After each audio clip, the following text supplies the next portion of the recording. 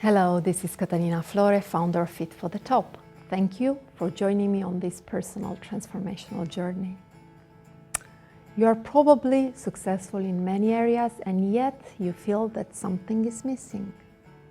In the pursuit of your career or in taking care of so many people around you, have you disconnected from your own needs, passions, desires? Or maybe you find yourself pushing to make things happen in life, possibly leaving you exhausted. Are you experiencing challenges in finding an emotionally mature, intimate partner that also turns you on? Or has your long-term relationship lost the liveliness and passion and juice it once had? Do you find yourself often doing things you feel obliged to do, opposed to things that bring you joy? Or maybe in business, do you have something of value to offer, but you are not making yet the impact you know you could do and you could make? These are intense, challenging, yet exciting times to live in. You might be working for a company, climbing the career ladder, maybe a busy mother trying to combine private and working life aspects. You're maybe in transition between jobs or maybe transitioning from a corporate life into entrepreneurship. Or you are an entrepreneur growing your business. Or you might be a man knowing an important woman that might be in this situation, important woman for you. And one of my passions is to guide women tap into their female leadership, expand their range of styles, not only mentally, but embody them. And I have a special guest today, and together we will dive into the mystery and power of feminine presence. Why being feminine and powerful might save your relationship, create your relationship, improve your career, and make you happier. Rachael Jayne Groover is the author of the best-selling book, Powerful and Feminine: How to Increase Your Magnetic Presence and Attract the Attention You Want. As an accomplished singer and songwriter from Australia, Rachael Jayne was most fascinated with why some performers had an incredible stage presence, while others, who might have been technically brilliant, did not.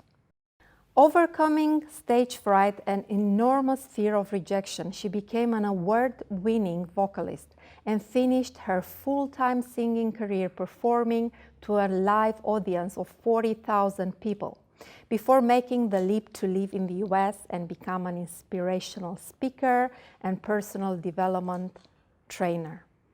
She now travels the world teaching women how to increase their personal presence, their feminine energy, and their vocal power, so they can walk into any room and be seen and heard in the way they want.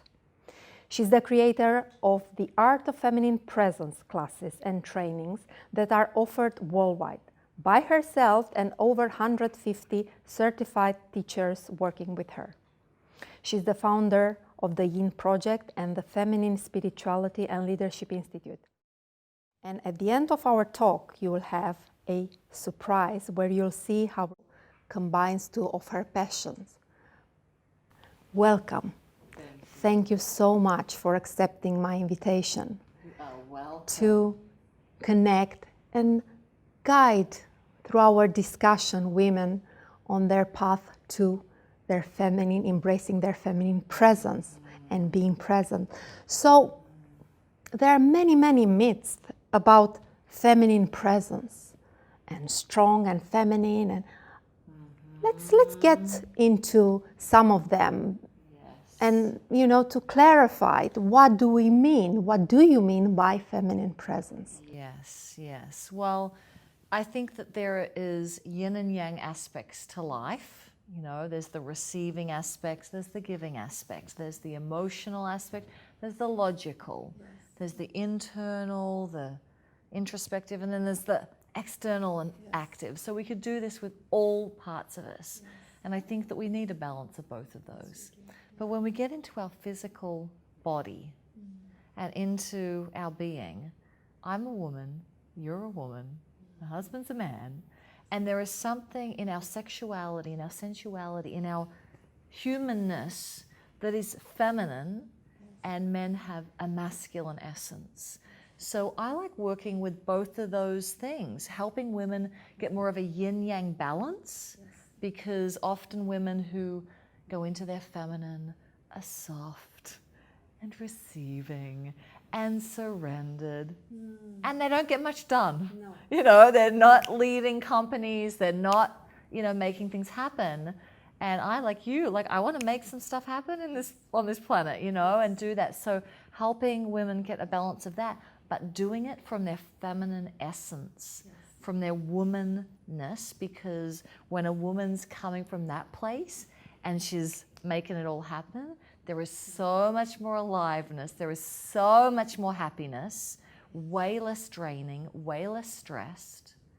And that really goes into, you know, some of those other myths that, you know, a lot of women have. The feminine means you're not going to get much done. The feminine is not productive. And my experience is completely the opposite, and we can maybe talk about that. You know, the feminine myth is it's not safe to be feminine. You know, it's going to be unsafe. I'm going to get attention that I don't want, or the feminine's weak, the feminine's ditzy. I had a lot of these beliefs, actually. You know, I've come from the background of I am a strong, independent woman. I don't need a man. I will make things happen. So to make that shift has been hard, but I really, really believe that those myths are just that. Mistakes that we make in thinking that feminine is all that. Feminine is very strong. It's very powerful. It's just a different type of power. Yes. Can you share a bit, you know, what triggered this transformation in you, and how did you arrive in this place? Yes. Well, I've always been fascinated with why certain people have a magnetic presence, you know, being a singer and all of that, just wanting to have that presence on stage, and then moving to being more of a speaker and coach. I wanted to have presence and not feeling like I really had it. Yes. And, you know, trying to make that change.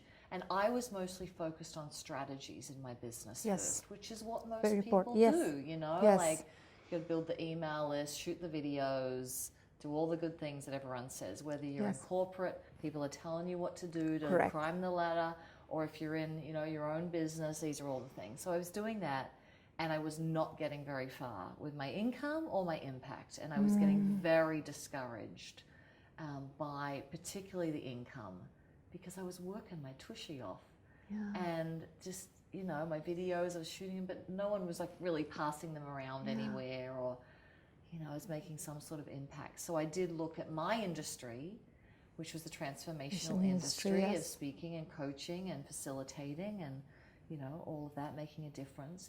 And I realized that those who were making a really big, you know, impact and income had a lot of presence on stage, on their videos, when they were talking to people. And I wasn't so much. And it was sort of a bit of a, you know, go back to what you were learning as a singer, because I studied a lot of stage presence then and got my ability up for that. So I looked and I realized I'm not focusing on the presence, mostly on the strategies. So I decided I would focus there and master my presence and see what happens. So I began to be my own guinea pig, and I wanted to see how people would respond to me differently with these practices in the art of feminine presence, because I hate it when people just talk from concept. You know, go into the head bubble. bubble. And I'm like, I wanted to know it would work in my relationship with my husband, relationships with other women, because I'd had that, you know, competition with other women, and I wanted that to be, so people would be attracted, and I wanted to have really strong business relationships, and I also had a huge fear of putting myself out there and selling myself and really self-promoting myself and my value, and it had to work with that too. And so there is hope, because you are so confident and magnetic when you come into, I saw you in different contexts. On stage, I saw you in one-to-one with people. It's just amazing. You wouldn't save yourself. It has not been that way. I mean, really, this work was first for me. So I played with these practices, I practiced them, and then people started responding to me very differently. So I got 5 women from Fort Collins, Colorado, where I lived, like, let's practice this because I'm feeling a huge difference. And from those 5 women, We started doing weekends. Yes. We started having teacher trainings. We've had over 250 women go through teacher training now. A lot of them, like you said, are teaching classes, and it's expanded because it works. Yes. This impact, as I said, impacts my business. And exactly, I love this when you say, because I come originally from the corporate world. Yes. I praised myself for my brain, and Yes. I was praised for my brain. Yes. Big heart. Yes. And I experienced lots of competitions with women because we were ambitious. And, Yes. you know, going up on the corporate ladder, you don't have too many women. Yes. There were not too many role models. Yes. And actually none in terms of what I needed. And, you know, probably people are now very curious about those practices. You also work a lot with powerful, successful women. And the dynamic is very interesting in these times. We live in really challenging and exciting times. Lots of people, you know, lose their job and they're transitioning maybe. And in many couples, in many families, women start to shine, to bring lots of money on the table, very successful. And sometimes the men are not at the level. And there is this interesting dynamic. How can you still be very successful in what you're doing and not emasculate your man and, you know, cherish the man and let the man be the man, even you are maybe more successful? I think, like society has said, if you're in the masculine, you're the breadwinner. You know, you make the money at least as much. So it's really important to see the masculine with so many different gifts of protection, of service, you know, of being in his strong, just body presence to your conversation, to holding you, all sorts of different ways, because if we just tie it to that societal monetary terms, it's easy to go, oh, I'm with a man who's not performing or whatever, and that's not the case. And at least for me, my experience, I'll just talk from that, you know, more than a man making money, I want my man to be in his power. I want a man to feel his own power in his body and be present with me in a conversation and make me feel like a woman when I need it and all of that. Lots of women said, yeah, my man is not present.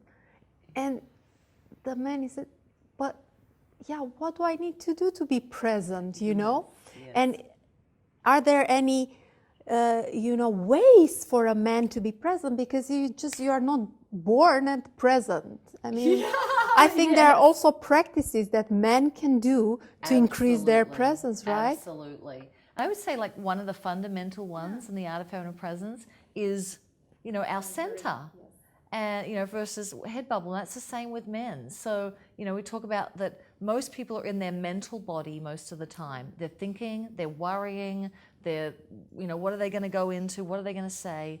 And it's from this head bubble, which is like that dialogue box in the cartoons. And they're literally out of their body, thinking about this. And so I pop up in my body and I sound like this and I'm not really present. And so we talk about centering into, you know, our womb space for women, but like it's about 3 inches below the navel and inside. And when we drop our attention there, I become more present, whether I'm a woman or a man.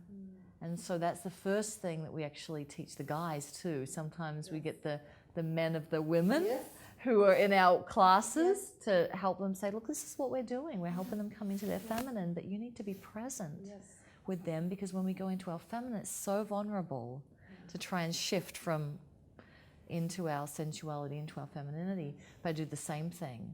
And when they're in their head bubble, they're not present, but when they come into their center, it's like, nice. You know, there are so many people that unfortunately experience a disconnection between the head and the body. It's like the only function of the body is to carry the head. and with this Yes. kind of work, because I am a lot about embodiment. We, Yes. you know, that the times the coaching was only here mental and strategies, it's all gone. It needs to be in the body, otherwise it's a rumor. You know, it's here, Exactly. and it's so powerful when, you know, with these practices and techniques and exercises. For me, it was the missing point at the intelligence of us as a woman, and including your work into my business model and coaching model. And what I noticed, women that are executives are very good with their head. Some have great, you know, hearts. Yes. And it can be very scary at the beginning to really go and drop down and start trusting a different kind of intelligence than the cognitive one. And in the same time, I see how they are blossoming and the impact on their business. Do you in your clients, because you have clients all over the world, women, very entrepreneurs mainly, right? How is it going with you? Because it's, for many women, it's difficult to start trusting outside because we were conditioned here. Totally. And when you embody more of your lower body, it's what happens is there is a greater sense of safety. Yes. And there is a greater sense of security in who you are, and there's a greater sense of value. Now, it doesn't happen overnight because it's like a yes. But when that happens, it's from this woman who's sharp, who's compassionate, and now she feels so secure and value herself. There is like a seriousness, but nice, you know, feminine seriousness and value and conviction that wasn't there when it was only smart heart. There's something else that comes that she owns. And from the other side of it is that when I am here, I have a very accurate read of what's going on in other people. Yes. You know, Eastern cultures know this. Right. They train to be in Dantian or Hara. Hara, you know, in order to feel what's going on in the environment. And they don't look at it from here. And I've totally felt that. Yes. That I can feel if someone's telling me the truth, someone's not. They are saying they're a certain place, but they're really not. Yes. And I can feel that from here. If I'm not there and I'm just trying to read from my heart and my head, I don't get as accurate read of what's going on in the room. And for executives and for business people who are leading a team or facilitating other people, this is the best intuition for that. Yes. Yeah. And it pays off, go through the fear, right? Of opening into the body, because body that never lies. Yeah. That's what I learned. The body never lies. It does. You know, all this, like, I've got to get my message across and I've got to be smart, that, you know, people really want, and more these days because we're getting so much more conscious, they're not going to listen until they feel your heart. That you care for them, that there is safety around you. I call it mama bear energy. Be the person in the room that people feel safe around. And that's not safe like, oh, I'm so sweet and I'll give you a hug. Not that safe. I mean, like, I will bat for you, you know, and I am there for you, and I'm not going to be in competition. And again, that is so rare. If you can be the woman in the room that is holding the space for all the women to be bright and shine, and when you do that, people want to be around you. That's what you do. It's like, I want to be around you because you're that type of woman that allows me to shine. Yeah, and you know what, another thing that comes into my mind that I love about your practices. My mother had a triple bypass operation for her heart 2 years ago. A few months ago, we started belly dancing classes together. And I also have started to share with her, you know, from the practices that I learned from you. And my mother is 73. And I don't think that it's ever too late to embrace our essence. No. And really enjoy being in our body, embrace the magnificent women we are, and because the beauty comes from within. Really sounds as a cliche, but we experience a lot in your classes when we see women in all, and in my classes, you know, women in all age group, you know, 20 looks. till, I don't know, Absolutely. 70 plus. So this is an amazing thing. I'm so honored. You know, my heart sings. It's like a joy that manifests in me when I'm around you, and I'm very grateful for you having the time to share your gifts with my audience all around the globe. And I hope that this will inspire and will educate many women and men that have an important woman in their lives. I'm wondering what your view on the following is. Why do you think men, employers, would want a powerful, feminine woman working for them or being in a relationship with? What's your view on that? Well, for the business side of things, I think any smart guy, boss, is looking to hire lots of different skill sets. And we know subconsciously women, when they're in their feminine, they have a different skill set than men. They tune into a situation, environment different. And when someone's in their powerful feminine, oh my God, it's so magnetic. You know, it's so magnetic, and they respect that, and they can see that she's got a point of view. It's just when women maybe come with the masculine and there's the competition or not really claiming her power.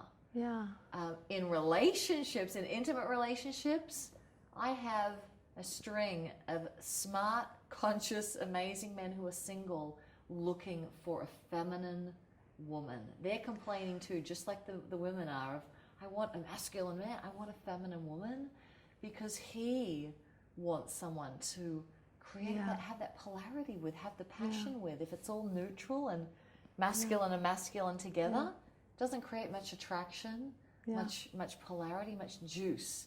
And men, when they come away from their work hard all day long, they don't want to come home to a masculine partner, but they also don't want to come home to necessarily a ditzy, you know, disembodied feminine that feels weak and a victim and all of that.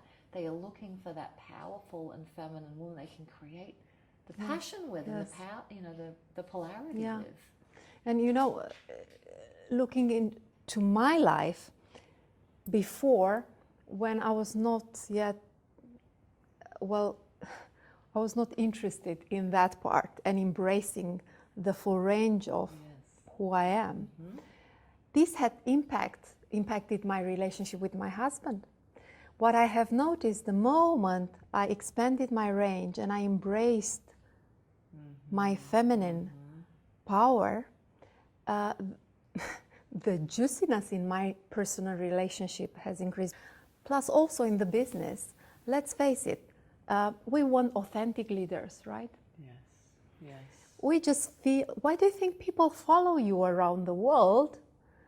People follow you because you walk your talk. You're authentic. People want to be inspired. People want to follow authentic, real leaders. And I think unless we work our shadows and we embrace our shadows, embrace all aspects of who we are, and you do this a lot with your work, we are not authentic. And when we are authentic, actually, we make more money because people follow, if people do better, and we create the space, right? And again, like we were saying before, that's scary in the beginning. To go there. It is. But it is worth the journey in all areas. Intimate relationships, love, connection, and money. You created this successful business and you create partnerships.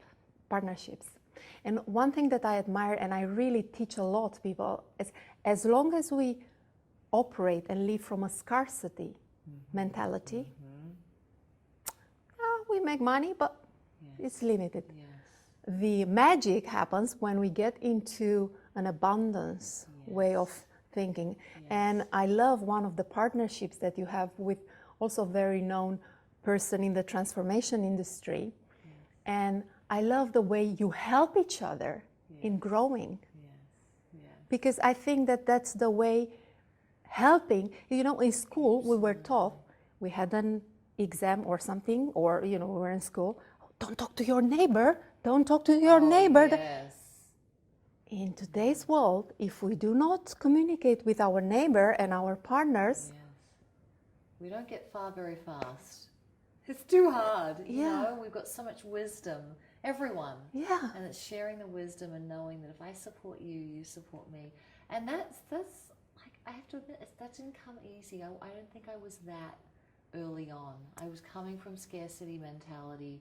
I was coming from, oh, I don't want to, you know, if I give my secrets away, they're going to get better than me, or that I'm going to, and it's been so the opposite. So the opposite. I remember one of my business mentors said, find, you know, 3 or 4 people that are around the same level as you, that are really loving, that are smart, that are going where you're going, and help each other as you mastermind, you know. And that was so valuable.